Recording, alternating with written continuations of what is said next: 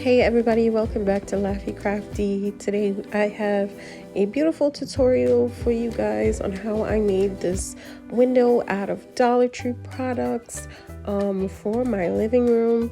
Hope you guys enjoy this video. Don't forget to like this video if you enjoyed it and subscribe to my channel. Let's get into it. Here I picked up 6 of these picture frames from the Dollar Tree. Now I ended up using 9, as you will see in like mid video. I used 9 of them, but you're doing exactly the same thing just with 9 if you want a bigger window. If you want a smaller window, I suggest you use 6 like you see me using here.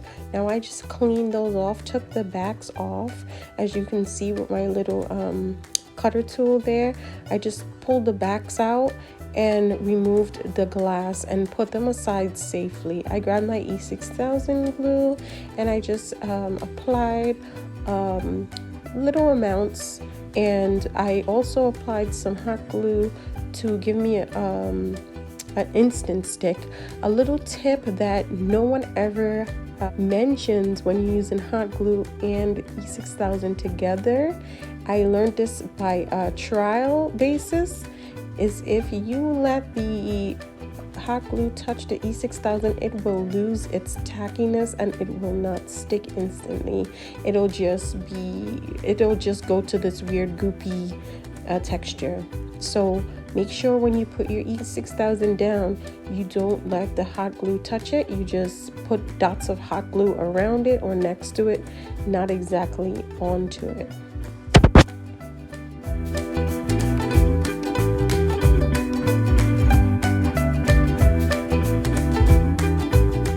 I just go through and I just stick down all of my picture frames together, as you see here, and I wipe off the residue that pops up. You know, that residue that pops up on the top when you stick stuff together. And here you can see I let the E6000 and glue touch and it didn't stick down, so I had to open it up and put a dot in there and put it back together. Now I used a regular wrench that I had laying around because I don't have clamps, and I just put that over where I wanted it to hold more, and I just tightened that wrench. Just grabbed some spackle from the Dollar Tree, and I had this little putty knife hanging around somewhere. I can't remember where I got it from, but putty knives are really easy to find anywhere. Or you can just use like an old credit card or something to just spread it around. It's very easy. So I just filled in my lines here just to hide those ugly spaces in between. This is after my window pane had dried overnight. Now the E6000 needs 24 hours to cure for it to have the best and maximum hold. So please make sure you wait till it dries, and then you fill in your holes with the spackle. And I'm just taking a paper towel and wiping off the little pieces that got stuck in the corners and just making it a little bit smoother. Now this is the next day, not the next day, a couple hours later, when the spackle dried, and I just took sandpaper and a sanding block at first, but then I realized that without the sanding block it was much easier to sand, so I just removed the sanding block, and that's me just going over it with the sandpaper. You don't want to scratch really hard. If you're going for that type of look, you can scratch really hard, but I was just going over it just to get the residue of the spackle off of the piece. Here you can see that I used the 9 picture frames. I had to go to another dollar store and find the other 3. But yeah, I have 9 here because I wanted my window a little bit bigger. If you want a smaller, narrower window, you use the 6. Now I have the Pewter Grey from Apple Barrel paint right here, and I started to just use it with my little piece of sponge that I have that I paint with. I just put a little bit of that Pewter Grey on my little cover. I have like a little plastic container cover that I use for my paints, and I just put a little bit on there, and I use that, and I dab my sponge onto it, and I just start dabbing the piece on the corners where I think that it would look nice if it was distressed. Now I also use the drag method and the dab method together, so you just feel it out and see what you like in terms of distressing and how you want it to look, and just you distress the piece to your liking.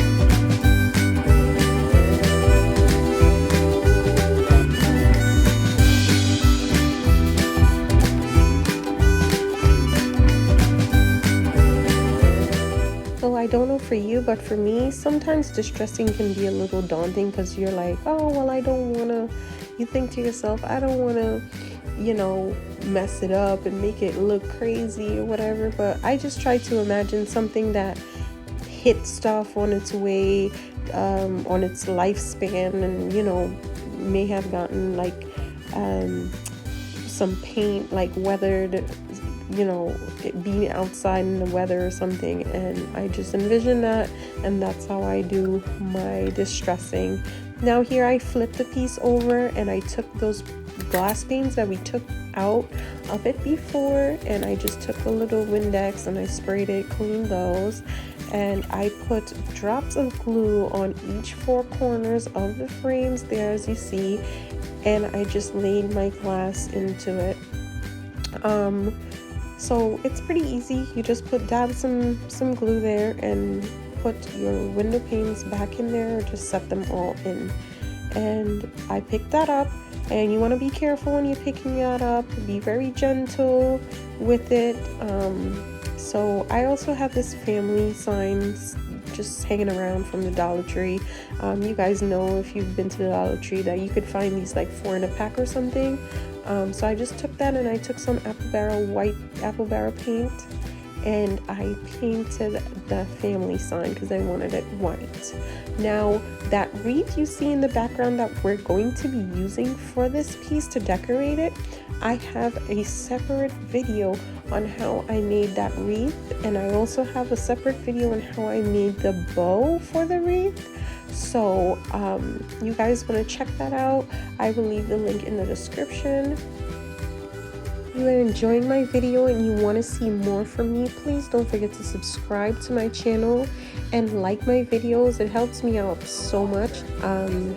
So here I am actually looking to see where I want to place this wreath. So I took a thumbtack, and it's a clear thumbtack, and I just affixed it to the middle to see if I wanted it in the middle of the window. But it turns out that later on I'm going to change it. And you can place your wreath wherever you want on the window pane. So you guys, this is what it looked like. I hope you guys enjoyed the video. I think it came out so beautiful. I will put the tool and product list in the description below. See y'all next time.